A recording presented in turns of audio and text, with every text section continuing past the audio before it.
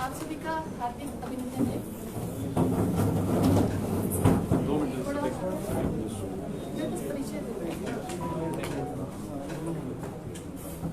थोड़ा मौसम खराब होने की वजह से क्षमा करती हूँ।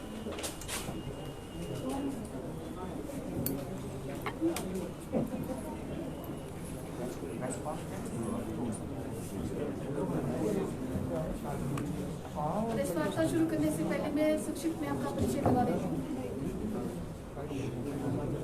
आज हमारे बीच हैं विश्वविद्यालय के माननीय कुलाधिपति डॉक्टर महेंद्र सिंह द्विवेदी जी, और उनके साथ हैं आज इन्होंने ज्वाइन किया है विश्वविद्यालय के कुलपति डॉक्टर सत्यप्रकाश बंसी जी। ये पहले टेक्निकल यूनिवर्सिटी हबीबपुर में कुलपति रहे हैं और आज इन्होंने कार्यभार ग्रहण किया है। और इनके साथ है हमारे विश्वविद्यालय के कुल सचिव हेमरा जी और परीक्षा नियंत्रक डॉक्टर सुमन जी और निवर्तमान कुलपति डॉक्टर रोशनलाल शर्मा जी। आप सभी का हार्दिक अभिनंदन है। तो सर पे चालू किया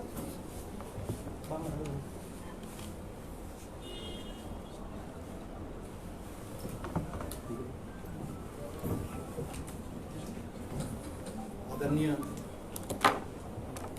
प्रोफेसर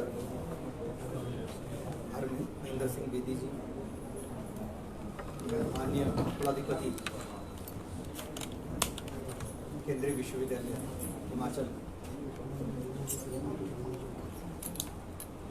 मेरे साथ कुल सचिव हेमराज जी, रोशनलाल जी, प्रदीप जी, सुमन जी, राजन जी, और आज मेरे लिए हर्ष का विषय है कि मैंने कुलपति के रूप में इस प्रतिष्ठित विश्वविद्यालय हिमाचल प्रदेश केंद्रीय विश्वविद्यालय धर्मशाला का कुलपति के रूप में कार्य संभाला है। मुझे ये लगता है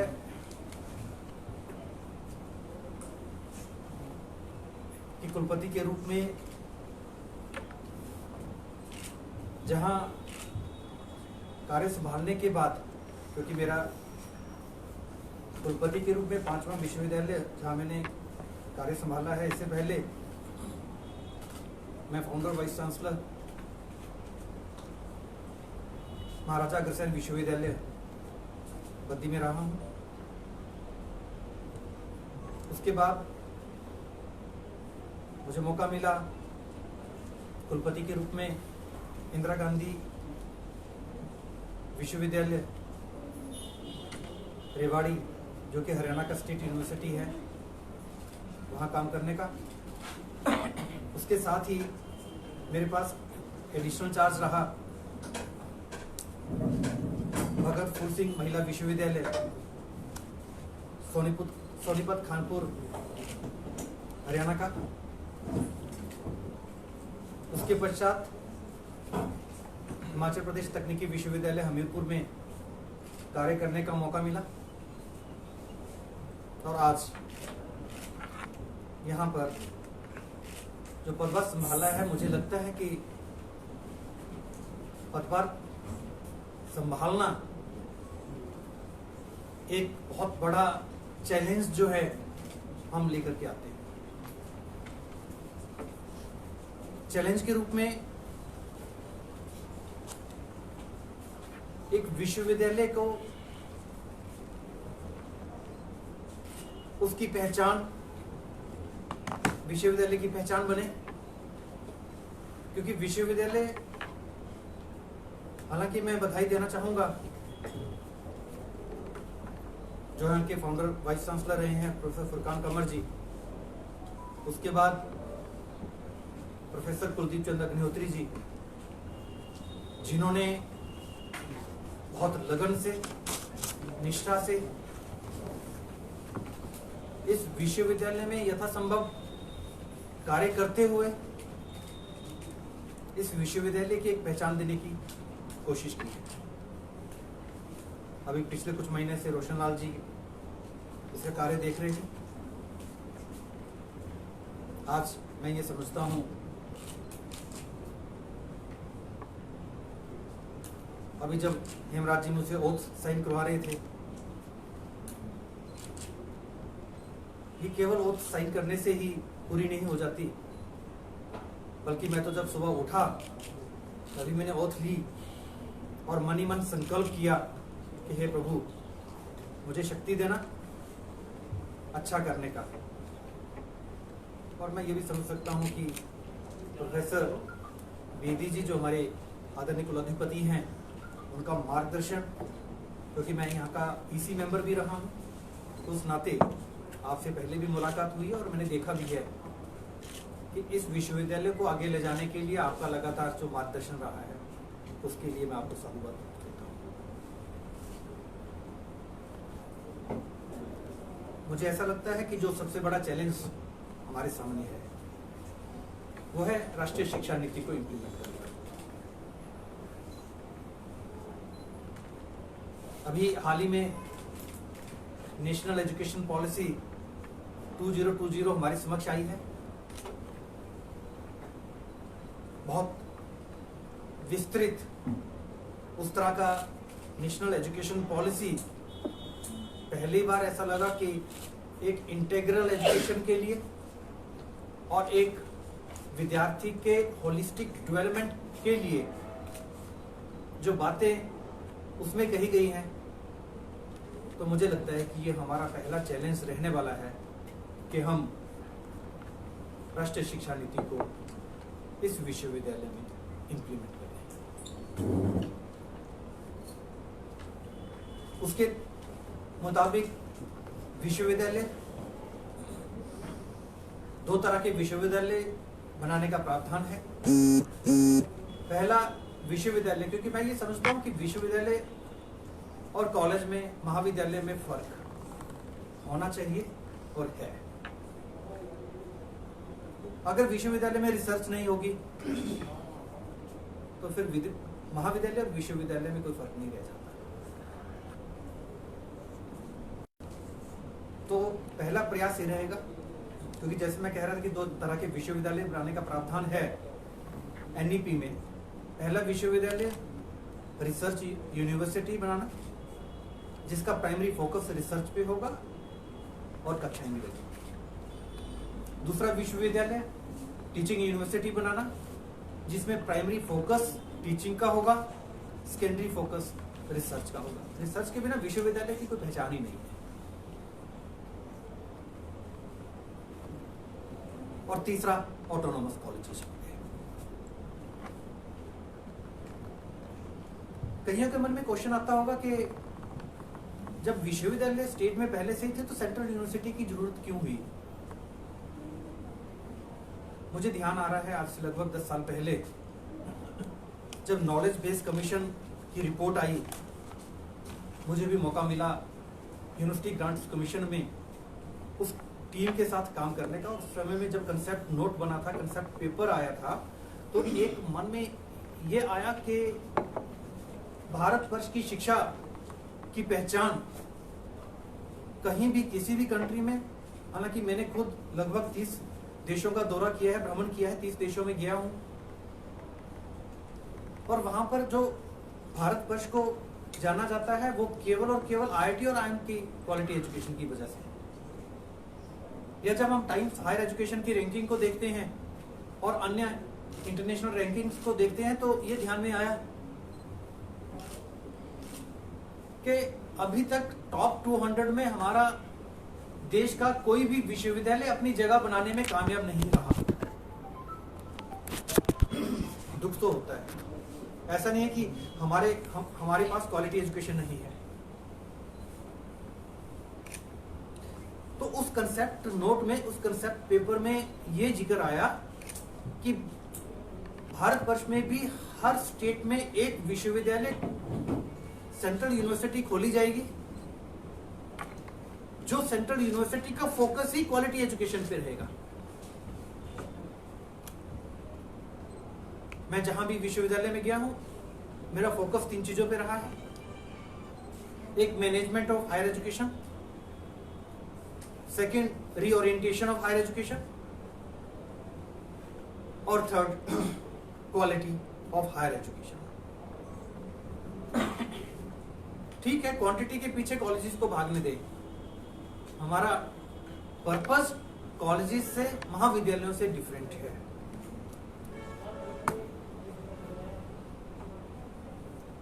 अगर मैं रिसर्च की बात करता हूं तो रिसर्च पे पहला मेरा फोकस रहने वाला है कि इस विश्वविद्यालय को रिसर्च यूनिवर्सिटी बनाना। मैं ये चाहूंगा, मुझे पता भी चला है और मैं बधाई भी देना चाहूंगा इस विश्वविद्यालय के फैकल्टी को कि बहुत अच्छा काम उन्होंने किया है, कर रहे हैं, लेकिन मुझे लगता है कि एक डायरेक्शन देने की सही जरूरत है। मेरी तरफ से यह आवश्यक भी होगा कि टीचर्स क्वालिटी रिसर्च पे फोकस करें, यहाँ के अपने जर्नल निकले, यहाँ का कुलगीत बने, यहाँ का न्यूज़लेटर निकले, और डिपार्टमेंट वाइज जर्नल निकले, क्वालिटी पब्लिकेशंस फैकल्टी के द्वारा हो, खासकर जो हमारे साइंसेज के विषय हैं, पेटेंट सप्लाई हो। अभी आने वाला जो हमारा मेन चैलेंज है, महाजन जी बता रहे थे कि नैक का अच्छा ग्रेड हमारे इस विश्वविद्यालय को आए। 7 क्राइटेरियाज हैं। मैंने कम से कम एज चेयरमैन नैक में अनेकों कॉलेजेस, विश्वविद्यालय विजिट किए हैं, तो उन 7 क्राइटेरिया पे हमारी एसएसआर बने, और हमारी एसएसआर जो बने वो बहुत फोकस्ड बने। मुझे लगता है कि महाजन जी बता रहे थे कि 31 अगस्त को we have to submit the SSR report in NAAC, तो मुझे लगता है कि बहुत समय कम है, हमें 24/7 काम करना होगा ताकि नैक की एसएसआर की रिपोर्ट सही ढंग से सही बन करके जाए और नैक का अच्छा ग्रेड इस विश्वविद्यालय को मिले। हमारा फोकस रहेगा कि जितने कोर्सेज हमारे चल रहे हैं उनको स्ट्रेंथन करना, और हर डिपार्टमेंट में एक एकेडमिया इंडस्ट्री टाई अप, या मैं अन्य शब्दों में कहूं कि मेरा फोकस रहेगा कि एक इंक्यूबेशन सेंटर इस विश्वविद्यालय में बने। बहुत जल्दी हम इंक्यूबेशन सेंटर इस विश्वविद्यालय में बनाएंगे, और उस इंक्यूबेशन सेंटर के द्वारा जितने भी इश्यूज, वो चाहे इंडस्ट्री एकेडमिया टाई अप को लेकर के हो, वो चाहे स्किल डेवलपमेंट को लेकर के हो, वो चाहे वोकेशनल एजुकेशन को लेकर के हो, वो चाहे डिपार्टमेंट में इनोवेटिव एक्टिविटीज, इनोवेशंस इंट्रोड्यूस करने की हो, वो चाहे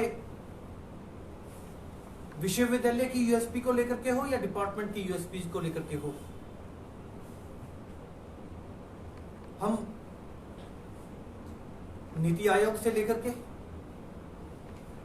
मेरी बात भी हुई है नीति आयोग में, उस इनक्यूबेशन सेंटर का पर्पज रहेगा कि हम कुछ अच्छे सेंटर से कोलैबोरेशन करें, कुछ अच्छे विश्वविद्यालयों से कोलैबोरेट करें, कुछ इंटरनेशनल यूनिवर्सिटीज से कोलैबोरेट करें, कुछ अच्छे कॉर्पोरेट हाउसेज से कोलैबोरेट करें, एमओयू साइन करें।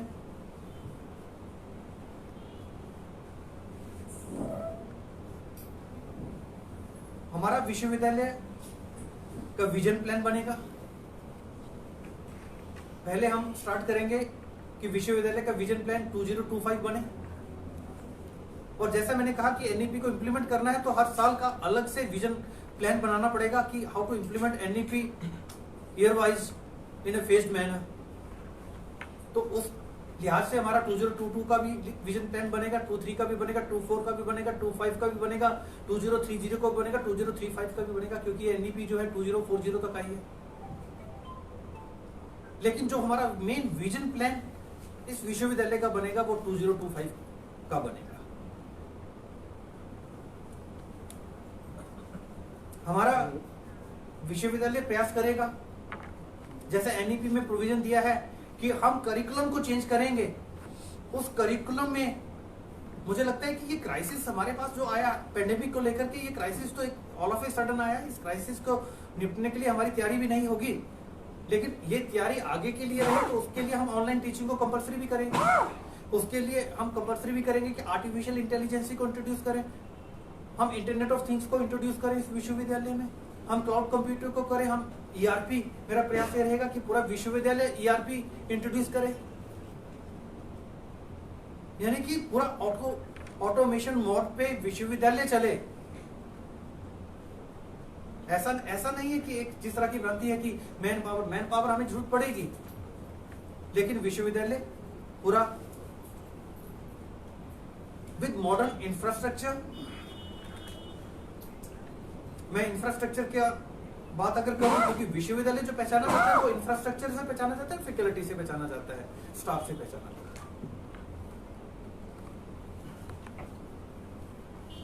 आप लोगों के क्वेश्चन ये भी होगा कि इंफ्रास्ट्रक्चर, मेरा प्रयास ये रहेगा कि सबसे पहले अपना भवन बने, बिल्डिंग बने, बहुत शीघ्र कंस्ट्रक्शन का काम शुरू होगा, अपना भवन बनकर के तैयार हो।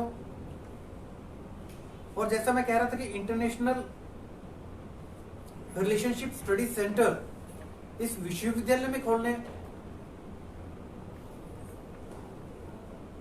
का निर्णय ऐसा लेंगे तो इंटरनेशनल रिलेशन स्टडी सेंटर के द्वारा हम ये चाहेंगे, क्योंकि विश्वविद्यालय है। मैंने कहा ना शुरू में कि विश्वविद्यालय और महाविद्यालय में अंतर होना चाहिए। विश्वविद्यालय मीन्स विश्व। जब तक हमारी पहचान विश्व में नहीं होगी, तो नेशनल एजुकेशन पॉलिसी में एक प्रावधान रखा गया है कि हमारे कैंपस के सेंटर्स बाहर खोलें। आप प्रेस के बाद पूछोगे भी, कई क्वेश्चन भी आ रहा होगा कि देहरा में बनाओगे या धर्मशाला में बनाओगे। मैं इस प्रश्न में विश्वास नहीं करता। मैं विश्वास करता हूं कि ठीक है, हमारा देहरा में लैंड अप्रूव हो गई है, हमारे पास बजट मिल गया है, हम पहला कैंपस और पूरा बिल्डिंग, पूरा सब कुछ हम देहरा में बनाएंगे, उसके बाद विस्तार करेंगे। ये विश्वविद्यालय है। मैं फिर ये बोल रहा हूँ कि अगर मुझे ट्राइबल कल्चर खोलना है तो मैं लाहौल स्पीति में भी खोलूंगा। अगर अगर अगर अगर मुझे हिमाचल कल्चर को प्रमोट करना है तो एक सेंटर हम चंबा में भी खोलेंगे। अगर मुझे इंटरनेशनल रिलेशन डेवलप करना है तो हमारे सेंटर, हमारे इस कैंपस के सेंटर जो है वो आउटसाइड ऑफ द कंट्री भी खुलेंगे, और उनके सेंटर हमारे पास भी खुलेंगे, ताकि उनके विद्यार्थी हमारे पास आए,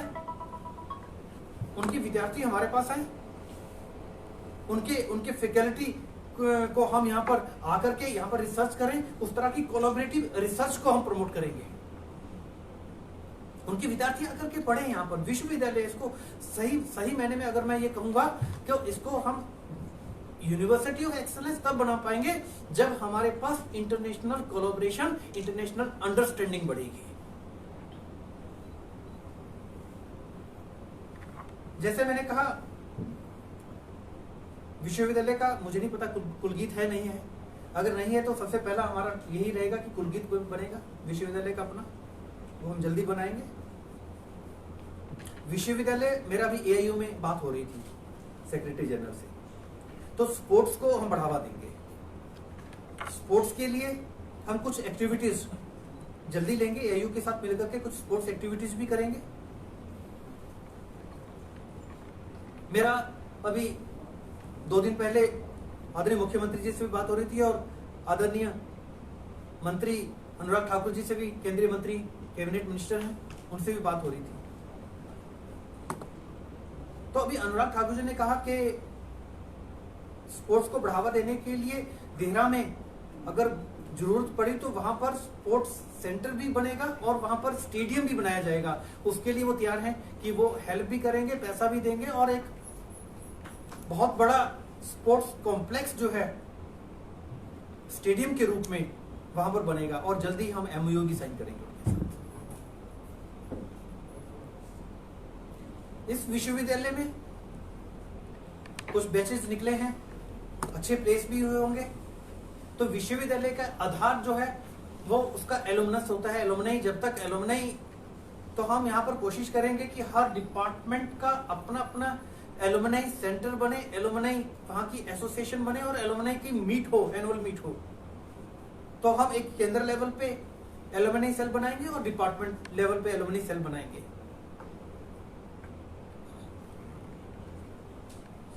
अभी जब मैं सिलेबस चेंज करने की बात कह रहा था तो अभी तक मुझे लगता है कि 20-30% सभी कोर्सेज का प्रैक्टिकल होगा और 70-80% थ्योरी होगी। अब हम रिवर्स करेंगे, कम से कम 50-50% तो करेंगे। वो चाहे साइंस हो चाहे सोशल साइंसेज हो, हम 50% प्रैक्टिस करेंगे। प्रैक्टिस में बहुत चीजें आती है और 50% थ्योरी करेंगे। राइट फ्रॉम द बिगिनिंग, जब बच्चा क्लास में आता है, एडमिशन लेता है, तो तभी से लेकर के हम जो है इंडस्ट्री को इन्वॉल्वमेंट, इंडस्ट्री के लोग, बोर्ड ऑफ स्टडीज में भी इंडस्ट्री के लोग रहे, क्योंकि होता क्या है, बाद में गैप परसिस्ट। उसमें जब बच्चा पास होकर के जाता है, एमबीए की बात करूं, एमबीए करके बच्चा चला जाता है, उसको यही नहीं पता कि अगर मार्केटिंग का बच्चा मार्केटिंग करनी कैसे है। इसी तरह से मैंने इंजीनियरिंग में देखा, तो वो जो गैप परसिस्ट करता है, उस गैप को पूरा करने के लिए मुझे ऐसा लगता है कि इंडस्ट्री की involvement, right it from the beginning. मैं कोशिश करूंगा कि कुछ एक इंडस्ट्री वाले हमारे कुछ बच्चों को गोद लें। यहां पर स्किल डेवलपमेंट सेंटर खुलेगा, यहां पर एंटरप्रेन्योरल डेवलपमेंट सेंटर खुलेगा, यहां पर ट्रेनिंग एंड प्लेसमेंट सेल खुलेगा। एग्जामिनेशन, अभी सुमन जी बता रहे थे, अच्छा काम हो रहा है एग्जामिनेशन का, लेकिन एग्जामिनेशन रिफॉर्म्स की जरूरत भी पड़ेगी।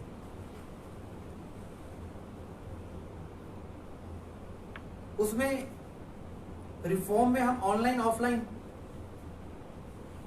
इस तरह का कॉम्बिनेशन एग्जामिनेशन में रखेंगे। हमारा प्रयास होगा कि इस साल हम NIRF में भी अप्लाई करें, जहां जहां सब्जेक्ट में जरूरत पड़ेगी वो सब्जेक्ट में अप्लाई करें और अदरवाइज भी अप्लाई करें। हमारे कंस्ट्रक्शन को लेकर के विश्वविद्यालय का मास्टर प्लान बनेगा, तो जल्दी ही हम मास्टर प्लान तैयार करेंगे कंस्ट्रक्शन को लेकर के।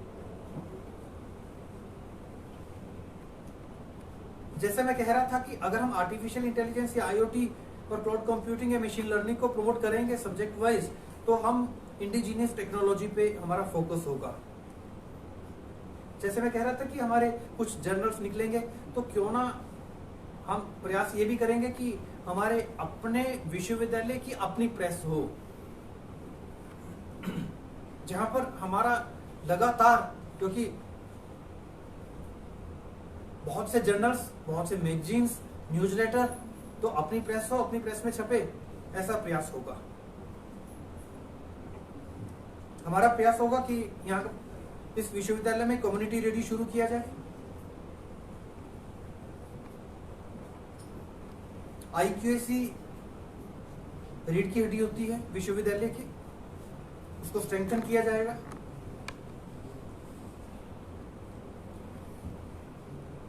और जो सारा काम होगा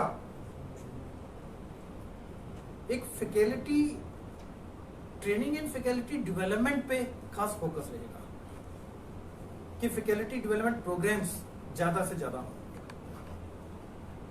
फैकल्टी को पता हो कि रिसर्च करनी है तो क्वालिटी रिसर्च, इस विश्वविद्यालय का H-इंडेक्स बढ़ाना है, इम्पैक्ट फैक्टर पे काम करना है, अच्छे जर्नल निकालने हैं, अच्छे पेपर्स निकालने हैं। उसमें फैकल्टी को ट्रेन किया जाएगा। और मैं हर जगह यही कहता हूं कि कुलपति अकेला कुछ नहीं कर सकता, कुलपति के साथ पूरी टीम होती है जो काम करती है। बहुत अच्छी टीम है यहाँ की, और मैं ये उम्मीद करूंगा कि, और मैं ये भी एज्यूम करूंगा कि जब मैंने ओथ साइन की तो मेरे साथ साथ वो ओथ सभी ने मनी मन दोहरा भी ली होगी, और हम सब लोग मिलकर के जो है इस इंस्टीट्यूशन की ग्रोथ के लिए हम दिन रात काम करेंगे। और ये इंस्टीट्यूशन की पहचान अभी हम डिसाइड करेंगे कि कौन कौन से विषय हम और शुरू करेंगे। मैंने जैसे कहा कि पहले जो विषय चल रहे हैं उनको स्ट्रेंथन करेंगे, उनमें फैकल्टीज पूरा करेंगे, उनके लिए इंफ्रास्ट्रक्चर क्रिएट करेंगे, और फिर कुछ नए विषयों के बारे में भी सोचेंगे। नीड बेस्ड कोर्सेज, हम जो सिलेबस करिकुलम चेंज की बात कर रहे थे तो बड़ी जल्दी 3 चीजों पे फोकस करने जा रहे हैं। पहला है multiple entry multiple exit system को इंट्रोड्यूस करेंगे। दूसरा है ABC academic bank of credit, इसको इंट्रोड्यूस करेंगे, क्योंकि इसके बिना सिलेबस जब हम चेंज करेंगे तो उसमें मल्टीपल एंट्री मल्टीपल एग्जिट का पर्पज ये होगा कि मान लो अभी हम 3 साल की डिग्री दे रहे हैं, तो 3 साल को बाइफिकेट करके 1 साल के बाद डिप्लोमा, 2 साल के बाद एडवांस डिप्लोमा, और 3 साल के बाद डिग्री दे रहे हैं, और 4 साल का उसको अगर हम चेंज कर रहे हैं तो 4 साल के बाद हम डिग्री विद ऑनर या डिग्री विद रिसर्च दे रहे हैं, ताकि उसके बाद PG हम 1 साल का या इंटीग्रेटेड 5 साल का भी कर सकते हैं। इस तरह का पूरा चेंज किया जाएगा। और एकेडमिक बैंक ऑफ क्रेडिट का मतलब है कि एक बच्चे ने जो क्रेडिट अर्न कर लिए, मान लो एक जो कोर्स है वो 100 क्रेडिट का है और उसने कहीं 25 क्रेडिट अर्न कर लिए, 25 क्रेडिट पे हमें लगता है कि उसको डिप्लोमा दिया जा सकता है, डिप्लोमा दे देंगे। और वो कभी भी विद्यार्थी 2 साल बाद अगर उसका मन करता है कि वापस आना है, 75 क्रेडिट और अर्न करने हैं, तो 75 क्रेडिट अर्न करें। लेकिन मैं जो ये बात शुरू की वो इसलिए शुरू की थी कि हम कुछ विश्वविद्यालयों के साथ टाई अप करेंगे। हमारे कंसोर्टियम बना हुआ है इस विश्वविद्यालय का, हिमालयन विश्व यूनिवर्सिटीज कंसोर्टियम, नीति आयोग के द्वारा उसमें ग्रांट भी मिली है। तो मैं ये चाहूंगा कि हमारा USP जो यहाँ का बने, हमारे कम से कम 2-3 विषय ऐसे हों कि अगर देश में किसी भी विश्वविद्यालय को उसमें क्रेडिट अर्न करना है तो वो केवल ये बोले कि सेंट्रल यूनिवर्सिटी हिमाचल, वहां पर ये क्रेडिट अर्न होंगे। उस तरह की पहचान हम जो है इस विश्वविद्यालय की। एक मुझे लगता है कि योगा पे फोकस करेंगे हम यहाँ पर इस विश्वविद्यालय में। योगा डिपार्टमेंट मुझे लगता है कि है, और एक सेंटर फॉर ELMS ये शुरू करने का है। और इस तरह से हम जब हिमालयन कंसोर्टियम यहाँ का बना था, मेरी चर्चा भी हो रही थी कुलपतियों से, तो मुझे लगता है कि उस तहत कोई हम इंटीग्रेटेड हिमालयन रिसर्च को लेकर के भी हमारा फोकस रहेगा। तो वो सेंटर के द्वारा, और हम एक मैं चर्चा करूंगा अपने डीन्स के साथ, फैकल्टी मेंबर्स के साथ, और चर्चा करने के बाद हम यहाँ का USP तय करेंगे, और जिस पे हमें सेंटर ऑफ एक्सेलेंस बनाना होगा उसको हम सेंटर ऑफ एक्सेलेंस करेंगे। इन्हीं शब्दों के साथ मैं पुनः आप सभी का धन्यवाद करता हूँ, और खासकर मैं कुलाधिपति आदरणीय प्रोफेसर बेदी जी का धन्यवाद करता हूँ कि उन्होंने समय निकाला और हम सबको अपना आशीर्वाद दिया। धन्यवाद। आचार्य सर जी, बहुत बधाई और शुभकामनाएं आपको नए दायित्व की। कितनी चुनौती मानते हैं सर? आपसे पहले यहाँ वाइस चांसलर रहे, कुलपति रहे और उन्होंने भी कई दावे किए, बहुत बड़ा विजन आपने रखा है। क्या लगता है इन चुनौतियों के बीच में आज तक विश्वविद्यालय को अपना भवन तक नहीं मिल पाया है, इतनी बड़ी चुनौती मानते हैं, कितना जल्द जो है उनसे पार पाना? नहीं, चुनौती कहानी होती है, हर विश्वविद्यालय में चुनौती होती है। मैं ये समझता हूँ कि चुनौतियों से ही कुछ रास्ता निकलता है, और मैं कह रहा हूँ कि हमारे पास इतनी अच्छी टीम है, भवन बनेगा, भवन जल्दी स्टार्ट होगा, उसमें कोई रुकावट नहीं आएगी। भवन भी बनेगा, अकेडमिया भी। मैं वैसे आप लोगों को मिलता रहूँगा, मैं तो विश्वास करता हूँ प्रेस से बहुत जल्दी मिलने का और मैं अपनी बात रखने का, क्योंकि आप लोग तो एक फेस हो समाज के सामने। तो मुझे ऐसा लगता है कि हमारी अच्छी बातें आप समाज तक पहुंचाएंगे, और आप लोगों से, क्योंकि आप लोग तो डिफरेंट कम्युनिटी में डिफरेंट स्टेक होल्डर्स को मिलते हैं, आप लोग हमारे को जो बात बताओगे, पहुंचाओगे, उसको इम्प्लीमेंट भी करेंगे। और मुझे ऐसा लगता है कि कम से कम मुझे आप पहला इंटरम रिव्यू हम 1 साल बाद करेंगे, और 2 साल बाद हमारा कुछ ना कुछ जो मैं आज बातें कह रहा हूँ वो पूरी तरह से इम्प्लीमेंट होगी। आचार्य जी, जो भी आपने यहाँ पे विज़न रखा है, ये एक आइडियल यूनिवर्सिटी का विज़न होता है और आपने बहुत बड़ा विज़न रखा है, पर क्या रीज़न है जो ये सभी विज़न जो है पास्ट में डिस्कस नहीं किए गए और अभी तक इम्प्लीमेंट नहीं हो पाए? नहीं, ऐसा नहीं है, मैं फिर यही कह रहा हूँ कि ऐसा नहीं कि पास में कुलपति ने काम नहीं किया, उन्होंने भी काम किया है। लेकिन अगर मैं ये कहूँ कि मैं हिमाचल प्रदेश तकनीकी विश्वविद्यालय में अभी 3 साल पूरी करके आ रहा हूँ, तो अपना भवन भी नहीं था। जब मैंने ज्वाइन किया, मेरे पास 2 विश्वविद्यालय थे हरियाणा के, उनको छोड़ करके जब मैं यहाँ पर आया तो मुझे ऐसा लगा कि मैं कहाँ आ गया हूँ। ये सच्चाई है।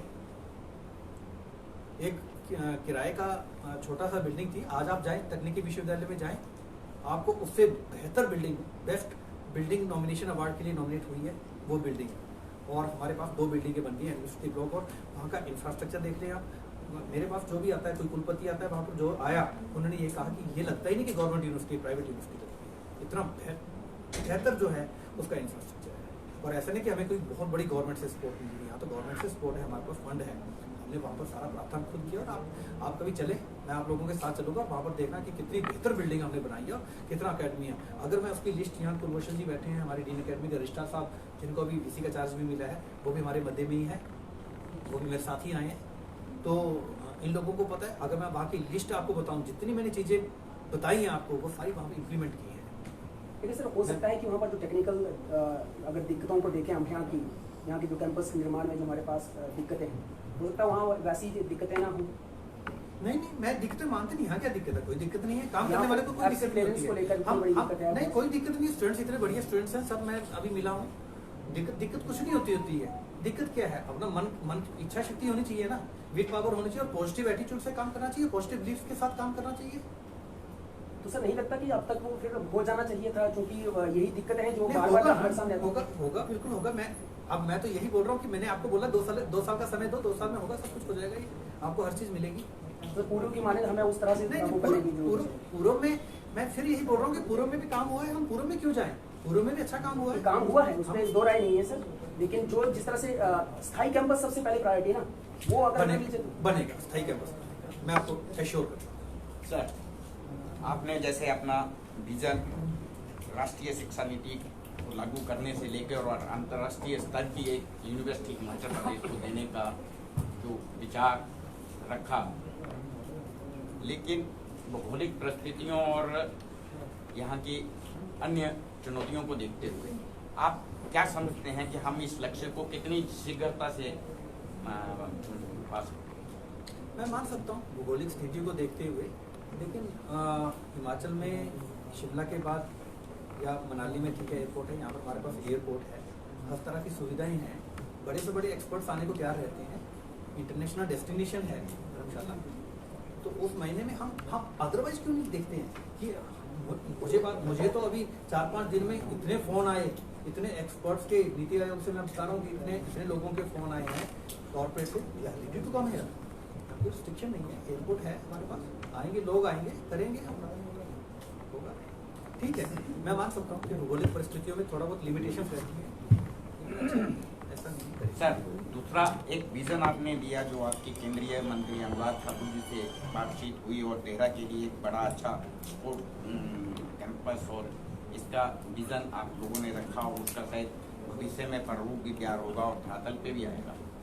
लेकिन मेरा मानना है कि धर्मशाला में जब एक स्पोर्ट्स सिटी के रूप में विकसित हो रहा है और स्पोर्ट्स का इंफ्रास्ट्रक्चर यहाँ पे है, तो एकेडमिक पार्ट में तो हम नहीं बोल सकते कुछ भी क्योंकि वो एक्सपर्ट का क्राइटेरिया है। जब जहाँ पे इंफ्रास्ट्रक्चर अवेलेबल है उस स्थान को छोड़ के देहरा में स्पोर्ट्स कम्प्लेक्स की बात करना नहीं, इसको आपको गलत इंटरप्रेट करें। मैंने ये कहा है, मैंने पहले ही बोला है कि केवल देहरा ही नहीं, हमारा विश्वविद्यालय का फैलाव हो जगह होगा, लेकिन देहरा में क्योंकि अपना विश्वविद्यालय का स्पोर्ट्स केंद्र होना चाहिए, वो स्पोर्ट्स केंद्र वहां पर बनेगा। उसके लिए उन्होंने मुझे प्रॉमिस किया है कि हम MOU साइन करेंगे और वहां अच्छा केंद्र बनेंगे। उसके लिए अगर हमें छोटा स्टेडियम बनाना होगा, स्टेडियम बनाएंगे। अगर हर विश्वविद्यालय में अपना अपना स्टेडियम भी होता है, अपना प्लेग्राउंड होता है, हर चीज होती है, वो बनेगा। उसमें तो अच्छा है, विश्वविद्यालय का अपना तो इंफ्रास्ट्रक्चर, मैं इंफ्रास्ट्रक्चर की जब बात करता हूँ तो सारी चीजें उसमें आती है। इंटरनेशनल हॉस्टल भी बनेगा वहाँ पर। सर, आपने बात की क्वालिटी रिसर्च की, लेकिन पिछले मतलब कुछ रिसेंट टाइम्स में 1 and 2 ईयर्स में जो भी रिक्रूटमेंट्स हुई केंद्रीय विश्वविद्यालय में, उन पे उंगलियां उठी और कुछ लोगों को रिज़ाइन करना पड़ा क्योंकि वो क्राइटेरिया फुलफिल नहीं करते थे। और यहाँ तक इंफॉर्मेशन है कि कुछ लोग ऐसे हैं जिनकी पोस्ट ग्रेजुएशन भी कंप्लीट नहीं है, वो लोग भी इस विश्वविद्यालय में पढ़ रहे हैं। इसमें सर एक मिनट, इसमें मैं नहीं, इसमें मैं कुछ नहीं कह पाऊंगा अभी तो मैंने ज्वाइन ही किया आज जी, और देखेंगे कि ऐसा क्या है, एक्शन क्या होगा अगर नहीं एक्शन क्या, मैं अभी मैं बोल रहा हूँ आज ज्वाइन किया है, अभी देखेंगे इसको कि वास्तव में कैसा है। सर, जांच करेंगे इन विषयों की क्योंकि नहीं, कई जांच की बात नहीं होगी इसमें। जांच की बात मैं पहले दिन नहीं करना चाहता क्योंकि जांच अभी तो मैंने ज्वाइन किया है। मैं बोल रहा हूँ कि ऐसा कुछ भी अभी तक मेरी नॉलेज में नहीं है। लेकिन प्रावधान क्या रहता सर? प्रावधान क्या रहेगा? ये रहता अगर इस तरह से होता है? पहले मुझे उसका अवलोकन तो करने दे। डेफिनेटली ऐसी चीजें पहले भी होगी सामने। नहीं, मेरे सामने नहीं, मैं अभी अवलोकन करूँगा। सो स्टूडेंट्स की डिमांड होती है बेहतर यूनिवर्सिटी, बेटर हॉस्टल की डिमांड होती है, उसके बारे में आपने हाँ, मैं हॉस्टल पहले ही बोल चुका हूँ, हॉस्टल की हमारी प्रायोरिटी रहेगी। हमारा सब कुछ बाद में बनेगा। मैं फिर एक चीज़ बता दूँ, हमारा जो इम्पोर्टेंट स्टेक होल्डर है एजुकेशन का, हम केवल अगर यहाँ पर हैं तो केवल विद्यार्थी के कारण है। विद्यार्थी हमारी प्रायोरिटी रहेगी। हर जो भी हमारा डिसीजन होगा, जो भी हमारा काम होगा, वो केवल और केवल विद्यार्थियों से शुरू होगा, विद्यार्थियों में एंड होगा, क्योंकि विद्यार्थी हमारी प्रायोरिटी रहने वाली है। हर चीज़ बाद में बनेगी, मतलब वहाँ पर एडमिनिस्ट्रेटिव ब्लॉक, एकेडमिक ब्लॉक बनेगा, उसके बाद हमारी प्रायोरिटी रहेगी कि विद्यार्थियों को मास्टर प्लान में हमारा सारा क्लियर हो जाएगा। और मैं हर चीज़ अगर हम कम्युनिटी से भी वो करेंगे तो विद्यार्थियों को लेकर के करेंगे। अगर मैं तो इवन जो कमिटीज बनाऊंगा यहाँ पर, उसमें डिसीजन मेकिंग में भी विद्यार्थियों की इन्वॉल्वमेंट होगी। मेरी कार्यशैली ऐसी है कि मैं सबको साथ लेकर के चलूंगा। मैं कोई भी डिसीजन कुलपति के नाते, ठीक है मेरे पास पावर होंगी, लेकिन मैं जो है डिसीजन, कोई भी डिसीजन है, मेरी पूरी टीम बैठी है, पूरी टीम लेगी डिसीजन, जहाँ जरूरत पड़ेगी विद्यार्थी को। सर, स्टूडेंट्स के साथ कैसे इंटरेक्ट करेंगे? आप तो HPU में काफ़ी देख चुके हैं, उस तरह के कुछ प्रोटेस्ट इधर भी चले हुए हैं काफ़ी टाइम से। तो प्रोटेस्ट की नौबत ही नहीं आएगी। क्यों आएंगे प्रोटेस्ट? मैं बोल रहा हूँ कि हम विद्यार्थियों को साथ लेकर के चलेंगे। क्या विद्यार्थी अपने डिसीजन पे प्रोटेस्ट करना होता करे, लेकिन हम विद्यार्थी के साथ लेकर के चलेंगे, विद्यार्थी के द्वारा डिसीजन करवाएंगे। धन्यवाद। आप 2 शब्द एक बार। ऐसे तो कुलपति जी ने काफ़ी चीज़ों को स्पष्ट किया है। मैं 1-2 जो चीज़ें विश्व स्तर पर हो रही हैं उसमें हमारा ये विश्वविद्यालय और ख़ास करके हिमाचल प्रदेश बहुत फोकस पे आ रहा है। सार्क कंट्रियों का जो सम्मेलन है उसमें ये परिचर्चा हुई कि सार्क कंट्रियों का रिसर्च का जो एंगल है वो हिमालय स्टडीज होना चाहिए। और उसमें एक पंक्ति ये भी जोड़ी गई कि हिमाचल प्रदेश को एक बहुत बड़ा सार्क कंट्रीज अपना केंद्र बनाए और पूरे का पूरा एक अध्ययन, एक मॉडल तैयार किया जाता है कि 21वीं शताब्दी में हिमालय स्टडी हिमाचल प्रदेश और केंद्रीय विश्वविद्यालय हिमाचल प्रदेश बहुत बड़े स्तर पर पूरे विश्व में जाना जाएगा। और केंद्रीय विश्वविद्यालय की ये बहुत बड़ी जिम्मेदारी होगी कि सार्क देशों के सामने अपनी रिसर्च और अपनी प्राप्तियां, और दूसरा जो नई शिक्षा नीति का कई स्तर पर मैं भी मेंबर रहा हूँ, तो वहाँ ये बार बार फोकस दिया जाता रहा है कि जो केंद्रीय विश्वविद्यालय हैं वो लोकल जहाँ जहाँ भी जिस जिस प्रदेश में बने हैं लोकल समस्याओं को लेकर, चाहे वो विज्ञान की समस्याएं हैं, चाहे सामाजिक विज्ञान की समस्याएं हैं, चाहे साहित्य और कला की समस्याएं हैं, उनके ऊपर फोकस करें ताकि केंद्रीय विश्वविद्यालय के माध्यम से पूरा का पूरा वह प्रदेश वो पूरे विश्व के सामने और भारत के मानचित्र पर अपना स्थान बना सके। बतौर कुलाधिपति मेरा भी ये फोकस रहेगा कि केंद्रीय विश्वविद्यालय हिमाचल प्रदेश की समस्याओं के प्रति, इसकी कला और संस्कृति के प्रति, साहित्य के प्रति ऐसे अनुकरणीय कार्य करे ताकि पूरा भारत उन कार्यों को देख सके। और मैं कल डॉक्टर रोशन लाल जी से बात कर रहा था कि पांवटा साहब में गुरु गोबिंद सिंह जी के दरबारी कवि रहते थे। पांवटा साहब में उन दरबारी कवियों ने पंजाब की संस्कृति और इस क्षेत्र की संस्कृति पर उत्तर मध्य काल में बहुत सारे ग्रंथ लिखे हैं। मेरा एक उद्देश्य ये भी है, मैं कुलपति जी से भी ये बात करना चाहूँगा कि पांवटा साहब में जो लेटर मिडीवल पीरियड में गुरु गोबिंद सिंह जी के दरबारी कवियों ने हिमालय के प्रति, हिमाचल की संस्कृति के प्रति ग्रंथ लिखे हैं, उनका उद्धार किया जाए। और एक केंद्र हम कोशिश करेंगे कि हमारे केंद्रीय विश्वविद्यालय धर्मशाला में स्थापित हो ताकि हिमाचल की जो एक पुरातन पहचान है उन ग्रंथों में, उसको भी हम भारत और विश्व के सामने रख सकें। मेरी ये सारी शुभकामनाएं हैं। कुलपति जी बड़े अनुभवी व्यक्ति है, 5 विश्वविद्यालयों का दिशा निर्देश कर चुके हैं। मुझे बतौर कुलाधिपति पूरा विश्वास है कि इनके निर्देशन में हिमाचल प्रदेश केंद्रीय विश्वविद्यालय बहुत विकास करेगा और भारत में भी जाना जाएगा और कम से कम एशिया के देशों में हम अपनी पहचान जरूर बनाएं।